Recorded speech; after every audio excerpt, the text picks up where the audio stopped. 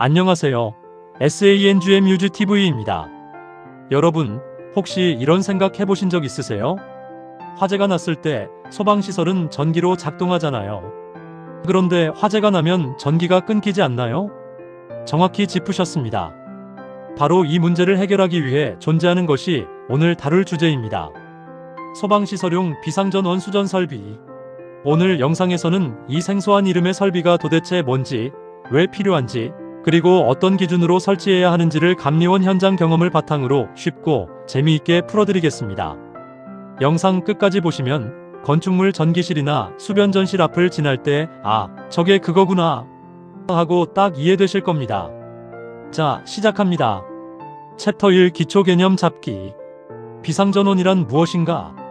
먼저 가장 기본적인 것부터 짚고 가겠습니다. 소방시설, 예를 들어 스프링클러, 제연설비, 비상조명 등 비상방송 설비 같은 것들은 전부 전기로 작동합니다. 그런데 화재가 발생하면 어떻게 될까요? 일반 상용전원, 즉 한전에서 공급받는 평상시 전기는 화재 상황에서 끊길 수 있습니다. 배선이 타거나 차단기가 트리핑될 수 있거든요. 이 상황에서도 소방시설이 작동하려면 별도의 전원이 필요합니다. 이것을 비상전원이라고 부릅니다. 비상전원의 종류는 크게 세 가지입니다. 종류 설명 예시자 가발전 설비 자체의 발전기로 전기를 만드는 것 디젤 발전 기축전지 설비 미리 충전해둔 배터리 UPS, 배터리 비상전원 수전 설비 안전 전기를 더 안전하게 받아오는 것 오늘의 주인공. 비상전원 수전 설비, 발전기랑 뭐가 달라요? 여기서 많은 분들이 헷갈리십니다. 발전기는 전기를 새로 만드는 것이고 비상전원 수전 설비는 한전에서 오는 전기를 더 안전하게 공급받는 설비입니다. 쉽게 비유하자면 이렇습니다. 발전기 우물을 직접 파서 물을 얻는 것, 비상전원 수전 설비 수도관을 더 튼튼하고 내화 성능 좋은 재질로 교체해서 화재가 나도 물이 계속 오게 하는 것. 즉, 한전 전기 상용 전원과 끊기지 않는 한 화재 상황에서도 소방시설에 전기를 계속 공급해주는 역할을 합니다. 그래서 법적으로도 이렇게 정의합니다. 화재 시 상용 전원이 공급되는 시점까지만 비상전원으로 적용 가능한 설비로서 상용전원의 안전성과 내화 성능을 향상시킨 설비. 핵심 키워드는 상용전원이 공급되는 동안입니다. 상용전원 자체가 끊기면 이 설비도 의미가 없습니다. 그래서 발전기와 병용하는 경우가 많습니다. NFTC 600이가 뭔가요? NFTC는 화재 안전기술 기준의 영문 약자입니다. 내셔널 파이어 테크니컬 코드의 줄임말이죠. NFTC 602는 소방시설용 비상전원 수전 설비에 대한 기술 기준이며 2022년 12월 1일에 처음 제정되었습니다. 이전에는 NFSC 600이라는 이름으로 불렸는데 기준 체계가 개편되면서 NFTC 602로 바뀐 것입니다. 중요한 점, NFTC 602를 만족하면 상위 성능 기준인 NFPC 602를 충족한 것으로 인정받습니다.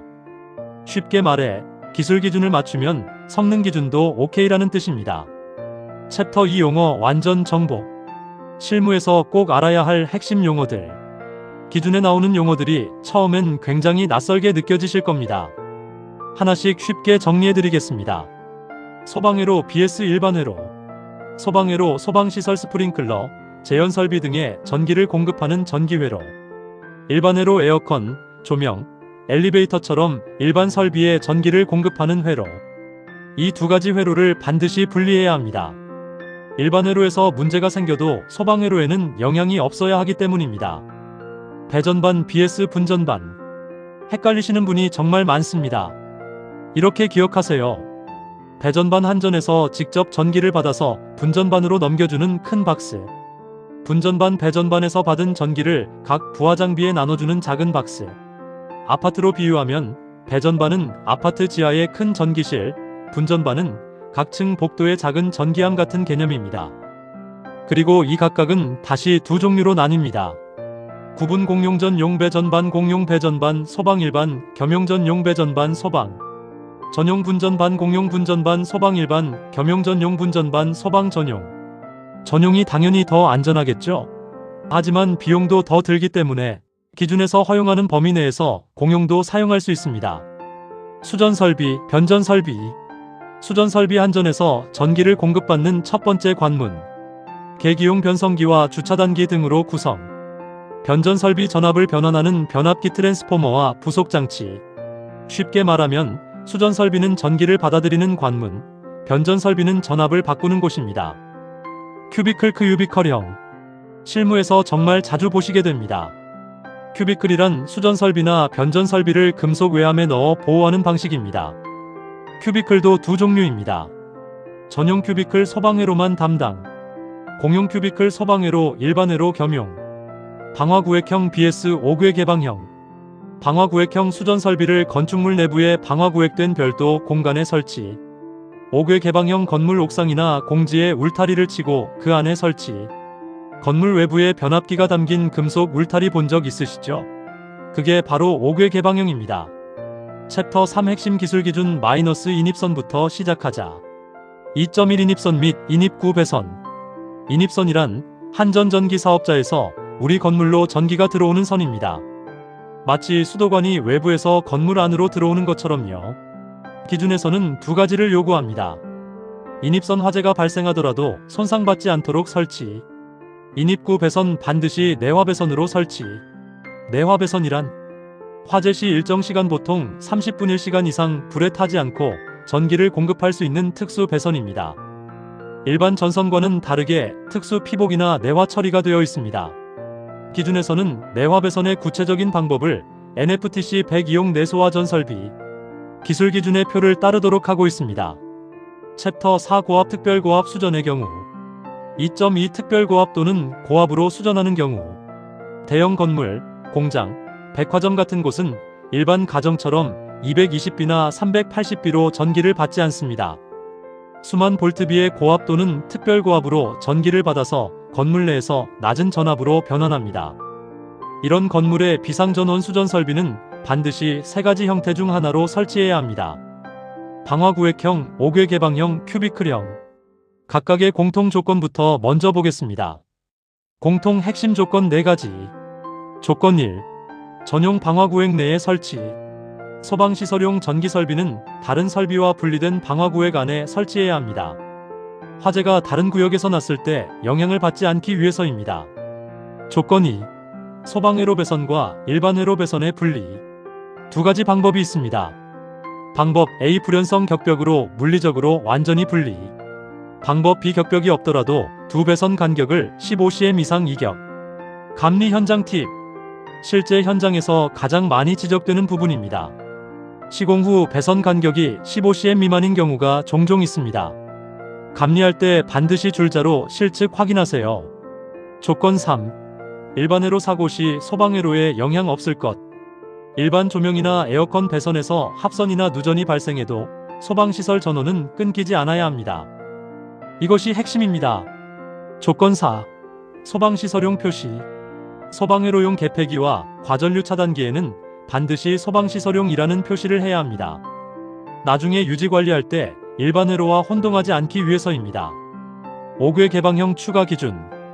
5구획 개방형은 두 가지 경우로 나뉩니다. 건축물 옥상에 설치하는 경우, 그 건축물에서 화재가 발생해도 손상받지 않도록 설치. 공지 땅에 설치하는 경우, 인접 건축물에서 화재가 나도 손상받지 않도록 설치. 큐비클형 마이너스 가장 많이 사용하는 형태. 현장에서 가장 흔하게 볼 수 있는 형태입니다. 기준이 가장 세세하게 나와 있어요. 큐비클형 핵심 기준 정리. 외함 금속 박스 기준. 두께 2.3 이상 강판으로 제작. 개구 부문, 구멍에는 60분 방화문, 60분 방화문 또는 30분 방화문 설치. 왜 이렇게 두꺼운 철판을 요구할까요? 얇은 철판은 화재 열기에 의해 변형되거나 뚫릴 수 있기 때문입니다. 외함에 노출 설치 가능한 것들. 큐비클 외부로 노출 가능한 항목이 정해져 있습니다. 표시 등 불연성난 연성 재료 덮개에 설치한 것. 전선의 인입구 및 인출구. 환기장치. 전압계 퓨즈 등으로 보호한 것. 전류계 변류기 2차 측에 접속된 것. 계기용 전환 스위치 불연성난 연성 재료 제작. 이것만 알면 현장에서 당황하지 않습니다. 큐비클 외부로 전선이나 전압계가 노출되어 있으면 불법이 아닌가 생각할 수 있는데 위의 6가지는 기준에서 허용합니다. 현장 점검 때 이 기준을 알고 있으면 바로 판단할 수 있습니다. 설치 위치 기준. 외암 바닥에서 10cm 이상 높이의 설치 충전 부시험 단자단자대는 15cm 이상. 외암은 건물 바닥에 견고하게 고정. 환기장치 기준. 큐비클 내부에는 변압기 등 발열기기가 있기 때문에 환기가 중요합니다. 자연환기구 면적은 외암 한 면 면적의 13이야. 통기구 하나의 크기 직경 10 이상 막대가 들어가면 안됨 외부 침입 방지. 자연환기로 부족하면 환기설비 추가 설치. 환기구에는 금속망, 방화댐퍼 설치 방화조치. 옥외 설치 시 빗물이 들어가지 않도록 조치. 챕터 5 저압 수전의 경우 2.3 저압으로 수전하는 경우. 자, 이번엔 작은 건물들 이야기입니다. 편의점, 소형 상가, 소규모 주택 같은 곳은 한전에서 저압 220V 380B로 직접 전기를 받습니다. 이 경우 비상전원 수전 설비는 다음 세 가지 중 하나로 설치합니다. 전용 배전반 12종, 전용 분전반 12종, 공용 분전반 12종. 1종과 2종의 차이가 있는데 1종이 더 강한 기준을 적용합니다. 제1종 배전반 분전반 기준. 화재에 더 강한 고강도 설비입니다. 외암 두께 1.6 이상 강판, 전면 판문은 2.3 이상. 내부의 내열성단 열성 재료로 단열 처리 외부 열기가 내부에 전달되지 않도록. 단열 부분은 열진동에도 쉽게 변형되면 안됨. 외암 노출 허용 항목, 표시 등. 전선 인입구 및 출구. 접속부에는 반드시 단열 조치 필요. 제2종 배전반 분전반 기준. 1종보다 조금 완화된 기준입니다. 외암 두께 기본 1 이상. 전면 면적 1000이 초과 2000이 이하 1.2 이상. 전면 면적 2000이 초과 1.6 이상. 단열을 위해 배선용 불연전용실 내에 설치. 120에서 이상 없는 전압 계전육에는 외암 노출 설치 가능. 공통 적용 기준 12종 모두. 이것이 핵심입니다. 저압 수전의 경우도 고압과 동일한 원칙이 적용됩니다. 일반 회로에서 과부하 지락단락 사고가 발생해도 소방회로에 계속 전원 공급. 소방회로용 개폐기구와 전류 차단기에 소방시설용 표시. 전기회로는 기준에서 정한 결선도 그림 2.3, 1.3, 3에 따라 결선. 결선도 핵심 설명. 그림을 보면 인입구배선 인입 개폐기 소방부하와 일반부하로 나뉩니다. 핵심은 일반 회로에 문제가 생겨 차단기가 내려가더라도 소방부하에 연결된 차단기 SM는 일반 회로 차단기 SM보다 먼저 내려가면 절대 안 된다는 것입니다. 그리고 소방용 차단기 SF는 일반용 차단기 SN과 동등 이상의 차단 용량이어야 합니다. 챕터 6 감리원의 현장 포인트. 실제 현장에서 감리원이 중점 확인하는 사항. 감리원 입장에서 NFTC 602를 실제로 어떻게 적용하는지 정리해드리겠습니다. 현장 체크리스트. 확인 항목 기준 감리 포인트 인입구 배선 내화 배선 사용 내화 배선 자재 승인서. 확인 소방 일반 배선 이격 15cm 이상 직접 줄자로. 실측 큐비클 외함 두께 2.3 이상 자재 규격서. 확인 방화문 설치 30분 이상 방화문 인증서. 확인 소방시설용 표시 반드시 부착 유관 확인원 기구 크기 직경. 10초과 막대 불가 실측. 확인 바닥 이경 높이 10cm 이상 충전부 15cm 줄자 실측. 오늘은 NFTC 602 소방시설용 비상전원 수전 설비의 화재 안전기술 기준에 대해 알아봤습니다. 핵심을 다시 한번 정리하겠습니다. 오늘의 핵심 3가지. 1. 비상전원 수전 설비 한전 전기가 끊기지 않는 한 소방시설에 안정적으로 전기를 공급하는 설비. 2. 설치 형태 고압 방화구획 형옥 외개방형 큐비클형 저압 전용 공용 배전반 분전반. 3. 핵심 원칙 일반 회로에 사고가 나도 소방회로 전원은 절대 끊기면 안 된다. 이 한 줄만 기억하셔도 오늘 영상의 절반은 성공입니다. 소방 법령은 어렵게 느껴지지만 결국 사람을 살리기 위한 최소한의 약속입니다. 오늘 영상이 여러분께 조금이나마 도움이 되셨으면 합니다. 도움이 되셨다면 좋아요와 구독 부탁드립니다. 댓글로 궁금한 점 남겨주시면 최대한 답변 드리겠습니다. 다음 영상에서 또 뵙겠습니다. 감사합니다.